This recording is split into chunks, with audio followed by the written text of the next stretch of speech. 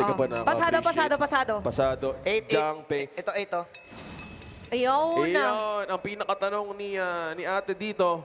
Ito na ba ang pagbawi ng FLPH with their unusual, with their debut picks na mapapagana ngayon? Okyo Tachibanya eh, no? Oo, mid. Mid Okyo, medyo. Tapos okay, Mabilis tapos dalawa yung ano natin, smite holders. Kaso ang hirap niyan, super long range yung Nuwa sa mid. Yun nga eh. Pwede ka ma-poke niyan eh. Kasi yung Okyo, mayroon niyang parang pupuntahang zone. Pwede ilagay dun yung box-box ang dali targetin. Oo. Pero ang ano dito, confident yung FLPH kasi pinik nila nung nakuha na yung Nuwa. Nuwa. Yeah, tama sinabi mo dito. Kasi if this team believes on this lineup, probably they are prepared for this in their schemes as well. Ang maganda lang sa HOK at sa PKL, hindi takot yung team sa mag-experiment at gamitin nila kung ano gumagana sa kanila. Tulad nito. O, di ba? Zekis and Bridget with the early pokes from Miggy. To go back to your question, commenting how FLPH is really confident how they want to pull this lineup off. So, mid lane, balik ko yung mga question nyo kanina about the Noah and the Ukyo. Either wait for level 4, or either mag-i-ace ng lane. Kaso magiging problema dito ng Flash, mauuna yung Boom. Mauuna si Tatsuri. Alam mo yan, Chantel, pag mid lane ka, clear mo agad. Pagka-clear mo, gala ka na. Punta ka sa mga pwede mong puntahan. Ano bang trip? Clash or farm? Depende kung nasa din yung sasabihin ng kasama mo. Tama, mali. Depende sa jungle. Depende sa jungle. Tsaka sa roam din kung sasabihin. Kagaya yan, doon muna sila sa taas. Sa taas. Diba? Ano yan, ang tawag dyan, map awareness. Yeah. Pero MA. lamang sila sa Clash Lane, yung Team Flash. So, Gucci belt sila dito. Dharma rin kasi yan so lalamang talaga. Kasi ganyan yung naging story din for our match 1. So, tingnan natin kung paano magiging sagot. Okay, susubukan i-koi fish muna, Miggy. Ito, dito lamang yung yung boom Ayan may timing na na sumama na bigla si Miggy. Mabilis nga eh. Oo. Tsaka naramdaman niya kanina, kahit na face check niya sa may bush na merong tao doon. Pero so far, alamang dito yung FLPH, very, very minimal in terms of gold. Yeah, I wanna know kung ano nga ba yung magiging game plan dito ni Draw na gamit ng Dashiao. Ayun na. Kinagat, okay, may Imba TV na naman. Nanlabag dito, the Fountain TP, okay. Imba out. Tuloy-tuloy yung poke para dito sa FLPH. Si Conce rin paparating na. At 5 players to ng FLPH. Naka-ready at nakaabang. Pero alam din naman ng Boom na nandoon. Na nagkaroon ng space kay Miggy sa may top lane. Ito yung sinasabi nyo, clear lang muna, punta. Applicable din for other lanes. Ayan, nag-call dito yung Flash na bitawan na lang yung pag-contest ng red buff na yun. Medyo para sa akin, sayang lakad. Worth it kaya yun? Oo, worth it ba yun, though? Kasi naitabla bigla yung gold, nung hindi tinuloy yung red. Oo nga, no? Hindi na tinuloy Natakot din sila sa presence, no? Tama ba? Nung ibang mga players ng Boom? Agree ako doon. Well, speaking of the presence, sinabi mo dito, one thing na-curious nila kung bakit nila pinili yung Yao na to. One thing that's so unique about this hero is yung passive na Gift of the Stars. Yung kasi, every time na nag-launch ng hit, may recovery ng HP yan And at the same time, enhance yung skill. Kasi puro damage to yung output ni ni Flint tsaka possibly kay Yung kay- Ukyo. yung So kay tatlo Ukyo. Kaya may mga tendencies yung either yung Yao, meron siyang edge in terms of the na pwede siyang tumagal sa mga teamfights sa pwede ma-sustain yung mga yung mga 1v1s. Mukha naman din kasi Puro damage may damage ka rin. Meron ka pang extra sustain. Sabay yung build niya dito, Road to the Kiras, na agad, direkta na.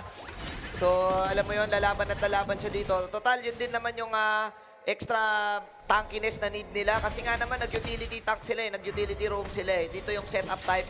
So, kailangan mo ng clash lane na medyo may dagdag kunat. Medyo hybrid nga lang. Pero mauna sa Tyrant yung Flash, Oo, magandang mga pwesto para dito sa Team Flash. At hindi na makakasagot dito yung Boom. Akala natin magkakaroon ng counterplay for them. Pero nakabang sila ngayon sa may bush. Alam din yata ni Fierce. Pagkaganyan kaya, nagkakaamuyan yung mga... Hindi, no? Alam lang nila, nararamdaman kaya nila yung ganyan. Depende. Baka naamoy na. Baka naamoy na. Naamoy na malapit na yung order. Lalo na pag si Miggy. May mga ganun akong moment, no? Yung pag may dumadaan na yung service yun, nakakala may pagkain mo para sa'yo, pero hindi. Sa iba pala. Oo. Pwede Yung rin ba? inaneti mo na, uupo ka na ng diretso. Parang ginutom ako bigla sa amin. Oo, din eh. Sakto Iba na rin kasi. exit mamaya. Mamaya, tatanungin natin ko ng order ni Miggy. Last week kasi, lechong manok Talaga. Si Miggy talaga ay isang foodie. Yan ang kaya namin siya kinakantsawan na order taker. Pero pwede nyo tawagin order taker na rin. Gano'n na rin Oo, diretso lang. Lagi din naman natin tinatanong kung anong order niya. Order oo. Okay, pero para dito sa ating game, 5 minutes, wala pa rin casualty so far. Still naman dito ang Flash. pagdating sa may gold, pero consistent naman ang nagiging rotation from Boom. So tahimik ang ating laban. Ano ba ang inaantay nila para magkaroon ng teamfight? Probably waiting for the right items para mapagana to. No wonder si Konsi ang una sa damage. Mas magkakaroon kasi ng edge yung lineup na to pag mamaya mag-all in sila. Kaso ang titignan natin, iba sa Okitachi ba na mid, si Bridget. We can tell na merong lack of the utility in terms of the mage burst. Pero there's something that you wanna pull up, especially with the item. Kaya nag-iitas lang ng tamang pagkakataon to actually make it work. Igigame ata to ng Boom. Oh, bibigyan Nilalaman na nila to, alam nila tapos na yung outburst. Binigyan, true damage on the Marco Polo. That's it, what a kill coming in from Boom. Nice decision making. Nung nakita nila nag-fail yung bottom side ng TP, bumalik lang kagad si Draw and Boom. First blood. And with that, may objective na pwedeng i-trade ngayon ng at di na magko-contest anymore ang Boom Esports. Objective taken. Slowly, nakakautin Oh, yan na. dito. Okay, in and out. Clash lane ang target naman ng FLPH. Oh my glove, okay. Emergence coming in. Yun ang ating counter ko, Pinax. Si Zekis. At doon na naman sumigaw ang fans ng Boom Esports. Grabe si Tatsuro, thinking out of the box talaga yung naging play niya na yun sa may top lane and FLPH. Parang same story yata. Tama ba yung nangyayari? Parang gusto niya gumawa ng play pero hindi na itutuloy. Same kanina nung gusto na mag-contest sa may red buff. Nung sa may bottom lane kaya nasasagot na habol sila dito ng Boom. So yung kalamangan nila nakuha na ngayon ng Boom. 2-0 for Boom Esports. Speaking of the red buff, may contention ngayon dito sa jungle mismo ng FLPH. Napaka-defensive at napaka-cautious na mga steps ng Boom Esports, mainly of the power spike na pwede nilang i-brew with Flint and as well as kay Danny. Ayan na, naka-force na ko. Out na. Salamat. Imba out once again. Solid. Kamuntikan yun. Kaya siya daw ni Consido. Masakit yung Derenji. Masakit yan eh. Agree ako sa'yo dun. It's because of the stacks and the damage na merong movement speed ng isang Derenji. Comparing the two items kay Marco P, Doomsday and Sparkforge Dagger, there's a lot of ways talaga na yung basic hits or yung basic attack ng hero na to could actually be beneficial sa side ng FLPH. Kailangan mo lang ng extra anti-tank items dahil nga makuha tong Junk na to. So, in a way, either they will force out the unbridled outburst. Dahil kung kung Derenji ako, kalaban ko yung Junk ang kuna din, not unless pagluban ako. Sorry, medyo ambitious yung sa mga sa pro scene. Pero kailangan mo talaga ng shredder kung katapat mo yung yung Junk. So feeling ko ngayon for FLPH, medyo nag-struggle sila kung sino yung pinakamagiging target nila pa rin sa teamfight. Kasi nagkahabol sila, pero nagkakaroon ng struggle kapag dire-diretso na, tapos lagi pa patalon-talon na anytime. At saka yung mga pokes na ganito ni Tatsuri, nadadala niya yung tempo na siya yung pinaka nagsiset ng tempo din kasi bigla ang kamay tulak. Yeah. Isa rin sa mga favorite ni Tatsuri itong Noah pick na to. At para sa akin talaga madadalian siya targetin si Okyo eh. Exactly. Okay, laban na lang daw. Ayun na sigaw. Outburst coming in. Free hit yung Derenji doon sa may pananggilid. Si Carla muna mawala. That is Consi. Diretso pa rin yata sa may middle lane. Pero nagkakaroon ng space para sa Marco Polo sa may top lane and even Miggy nang gugulo doon sa may bottom lane. So Watori muna ang sisirain habang yung side ng FLPH magpo-focus on taking an objective pero kailangang bantayan dito si Danny. Naku, pag si Danny naiwan naman, magugulat sila later on na meron ng damage at masakit na. Kita may ginawa doon ni Miggy. Napakagandang pull yung ginawa niya from FLPH. Wala doon si Danny to actually go and engage for a team fight. Pero yung main plan nila dito dahil hindi ka nagti-team fight ng FLPH, take it by the map. At nagkaroon talaga ng dalawang wave na na-clear doon si Danny to the point na yung tatlong member na hindi nag-fall back or kumuha man lang ng extra objective, may na-clear lang wave ka agad yung Boom Esports. Ang tahimik ngayon ng ating game. Yes, sir. And for FLPH, parang nag-aantay lang sila dito. Kanina pa sinasabi yung perfect timing. Pero ganoon talaga eh. Even na Carl dito, nagkamali din siya ng pagpasok ay pwede mabigyan. So napakalaking importansya nung mga setups. Kasi may mga moments na tayo na pagka dumulas ng check din, pwedeng mabaliktad na yung laban. Yes, it is 2-1. Pero a lot of pressure for both teams. Kaya bigyan yung Glowborn eh. This is a Derenji gold card. Every time na tumatama yun, kahit sinong tank ka pa. Medyo similar yung lineup nila. Yun nga lang, mas kasi para sa akin, mas madaling ipatama yung gold card kaysa mabuo mo yung true damage ng isang Marco Polo. So magdedepende pa rin talaga sa positioning. Kaya din siguro Nagiging maiingat. pinapag-farm lang din muna nila si Danny Kasi si Flint kayo, yung sinadarawan ni Danny and Flint yung mataas yung gold. Okay. Sasagayin natin. So, malaking importansya talaga yung items. So, kanino pa si Danny sa may top? So doon pa lang damage yung sinabi mo dito, si Flint at si Danny ang pwede maging point of contention to dish out damage. One thing I'm scared of, if ikaw sa FLPH, yung lineup ng Bumi Sports, is yung mid to late game power spike ng isang Nuwa. Although papunta na yun sa third item, late game Nuwa is something na kailangan mo talagang respetuhan at i-address. Ito, Ayan na! puro melee pa sila. Ay, speaking of which, nabate. Oo, nabate. Nakita nila. This time si Tatsuri, that was a crucial pick-off para sa side ng Flash. Pero ilalaban ba to ni Miki? Hindi. Okay. Nakita nila dito si Danny. Pumasok! Oh! Great barrage coming in from Danny! What a kill! And sobrang unusual din yon na mapapatay niya yung mid lane. And sa mid lane, TIE Fighter. Oh my glove! Akala natin lamang na sana ang flash doon. But Danny with a beautiful outplay! Sobrang tapa ni Danny. Take note na may -1 pa kanina during that moment. So ngayon para sa Bumi Sports, sila pa rin may control sa ating laban. Nakaangat yung minion wave nila. And 11 minutes dito sa ating game. Team Yeah. Flash ngayon, kailangan nila bawiin yung control. Kailangan talaga ako mag-trade din ng objective. Damage ang gustong kunin ng Booming Sports. Tatlong item, Daybreakers available na rin pala. Tatlong item Emergence. presets. Emergence, may mataas na yung pang dish out na yun ng Napigilan. damage ni Danny. So positioning-wise, FLPH, defensively, hindi muna nag-contest. Shadow Tyrant, security card. Sobrang laki ng difference ng play ngayon ng Boom compared nung game number 1. Wait lang, si Draw para mag-i-target na mabibigyan. Okay, Mantra coming in para sa side ng Flash. Pero okay, tingnan natin ngayon ang position ni Danny. Danny, first kill in. Meron pa rin siyang ultimate na tinitipid pa. As Danny will back off. Ayun na nga, Ano lang muna, ito yung sinasabi natin, pulsuhan. pulsuan. Pulsuhan lang muna. 3-3, alis muna ulit. And a lot of respect from both the teams. Pero kakapugak ni Kuya Danny. Nako, kaya. Sa may bottom lane, Nako, sa may top kaya. lane kanina. Ayan na! Oh, nilaban niya na lang. Perfect barrage. Pa-outlay pa siya dito. Uy! Meron siyang extra purify. Wala, hindi na wala kailangan. Oh my glove, siya pa nakapatay. May tulong ni Order Taker. Oo, nakuha na ni Kuya Miggy yung order nila. At ang Wala ba order nila thank noong you? time na yon ay yung hero ni Zekis. Gandang respo doon. Malamang nag-thank you siya doon. Kay Thank you, Order pre. Taker. Oo, sabi ni... Napa-inhale, exhale siya doon. Oo, napa-inhale siya doon. Nakipag-grave ka, makikipag 1v1 ka sa Darmo. Kung ikaw ay marksman, may turnaround talaga. Pero buti na lang Booming Sports. Grabe si They know Miggy. emergence. Dalawang Bagak! agad. Larong-laro si Order Taker talaga. From bottom lane to top lane. So, top lane, Miggy. Isipin mo, ginaging ni Miggy yung bottom lane hanggang top lane. Pawisan na yan. Tsaka dinala Diba? pa niya yung kakapin niya kahit si Tatsuri ay humabol na rin para makasabay. So ayan na. Tingnan natin a lot of pressure coming in from Boom Esports. Torres sa may middle lane. Sisirain na rin nila. Speaking of pressure, kung napapansin nyo kanina, yung gold lead ay nasa FLPH by 2K now. Slowly bumabalik na sa Booming Sports. Sabi ko kanina, on the late game potential ng lineup ng Booming Sports. Habang pinapatagal to ng FLPH, mas lumalamang pa rin sa damage and ng team fighting capability ng Booming Sports heading towards the final showdown. It's because of the power spike na pwedeng i-take advantage ni Danny and Tatsuri. Ayan na nga, Annihilation, dahan-dahan na rin kumakatitin mo. Positioning-wise, Booming Sports, Yeah. pwedeng umikot. Nako, minas pa nata. I super agree with the late game Nuwa pa rin. I think yun yung pinapoint Aray, out aray, ni aray, OSX. aray! Ang hirap abutin yan, may poke pa rin kayo makukuha. Kaya naman sobrang confident dito na maharap ni Kuya Mo, Miggy. Walang nakukuha dito yung flash. Ang lalim na ngayon ng Boom. Wala pa rin silang nakukuhang pick-off.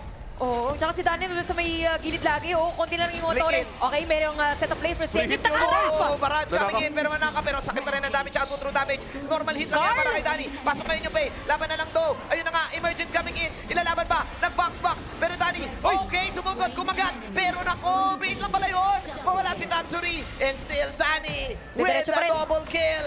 Nako, free reign itong Marco Polo ni Kuya Mo, Danny. 3 players down sa side ng FLPH para may hirapan yata dumepensa dito si Breach at even Sino? si Confi. Okay. Mukhang windable ata, Kuya OSX. Carl, masyado makunat.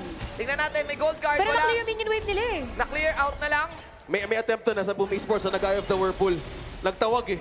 Nagtawag. Pero na-clear agad ng FLPH. Na hindi nag-commit agad, pero narespeto pa rin ng Booming Sports. So, kailangan muna kumuha ng Torre. May ano talaga eh. Oh, good defense May pa rin. comeback eh. Good defense pa rin para sa FLPH dito. Medyo sumasablay lang talaga doon sa layering of skills. So far, so good para dito sa side ng Boom. Pero parang ang hirap kasi dito sa side ng Flash. Kasi, number one, sinasabi ni OSX yung late game ng Nuwa. Melee lahat yung Flash eh. Ang hirap, sino yung pang-reach mo dito sa Nuwa? Yung Dharma maybe with the Flash. Pero kahit pag may Flash dito si Tatsuri, kaya niya outlane yun. Kapag pa siya dito ng Splendor, kaya niya rin outplayin yun. So, ang hirap mahuli si Tatsuri. Lalo na si Danny nga lang hirap na sira eh. Oo. Si Tatsuri pa kaya. Pwede nila pang bait, no? Na akala nila dito, pwede na targetin si Tatsuri, pero yung pala, yun yung pang-initiate Oo. ng side na... Alam mo, parang yun yung crucial doon. Hindi mo alam kung kailan papasok, hindi mo alam kung kailan dadating. Yes. Speaking of pasok, ito na nga ba yung gusto gawin? Ay, teka lang, may nanakap. Outburst. Nilaban na lang dito. Pumasok na lang dito mag-isa si Carl. Pero sa taas. Grabe Si Kuya yung Miggy ulit. sustain. Ito na, Truth Mantra. Oh, meron yung damage shot mo. 10 bits protections. Ang ganda sana pero dog-like. Para kay Danny. Annihilation coming in na naman. Free hit na lang ngayon si Konzi doon. Pero Emergence. Makakancel ata. Resurrection. Double kill na ngayon. Si Konzi. Sabi niya ako naman. Napilit It's si my Danny. turn. Draw. Yung mga box-box nandun na. Eto na ba ang kailangan ng flash? Great comeback. Napakagandang positioning mula kay Konzi. Direction sila ngayon, natitignan nila at tatry kumuha ng objective. Pero nakabang ngayon si Carlin, even Tatsuri. Tingnan natin kung papalag dito side ng dalawang players na naitira from Buma. Pero makukuha ng FLPH ang Overlord. One thing that I noticed din sa last item pick up ni Danny, yung Marco Polo, instead of going for the Sage Chang Tuarig, ang pinick up doon, Ominous Premonition. Balikan natin yung replay. Gusto nila i-slow ang attack speed ng isang Direnji, but one thing that they forget is yung pwedeng crowd control na pwedeng ibawi laban sa kanila. Kaya hindi ata tumalab doon ang Ominous Premonition instead of getting Sage Chang Tuarig first. Kaya naging comeback talaga nila dito is probably work out the frontline yung damage peel ni Flint. Kahit na naging, naging lugi yung Flint, yung pain na to early game, yung last and final showdown ng isang pay ay still pwede pa yung respetuhin ng Oo, Boom kasi ng Esports. damage eh. Ayun o, kagaya niyan. Para makapatras ngayon mga players ng Boom. So 9 and score natin. 16 minutes. Kailangan madepensahan dito lahat ng dumadaan from Team Flash. And ganun ulit. Si Miggy muna yung hihiwalay. Si Danny kailangan nakasama dito for Boom. Pero maganda yung pwesto. Parang hinaharangan niya ngayon ng Team Flash yung dadaanan ng Boom. So yung late game, potential ay pwede na Sakit ni nasa Danny. kamay ni Konzi. Direnji, kailangan mo lang talaga ng magandang space. Buti na lang may junk face sila dito. Once may tama yung unbridled outburst na yun Ayan at na. mag-connect lahat Pwede ng bigyan basic yan. attack at stock ng Direnji na to, automatic pwede makapag-triple kill agad to. I super agree. Yung late game ng Direnji, para sa akin, as long na wala ng barrage, yung Marco Polo can definitely outplay.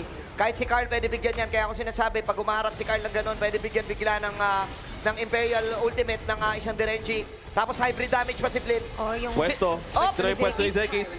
Okay, Carl getting the Tyrant. Laban na lang daw, outburst. Zekis? Okay, Zekis, sa madaling control patro coming in. Okay, sabay mo pa na Bongga. Laban na lang daw to, sabi na sign ng flash. Tingnan natin mula doon si Miggy. Napalaban na lang. Okay, annihilation. Pero yung kill ay wala tayong makikita mula sa dalawang teams na to.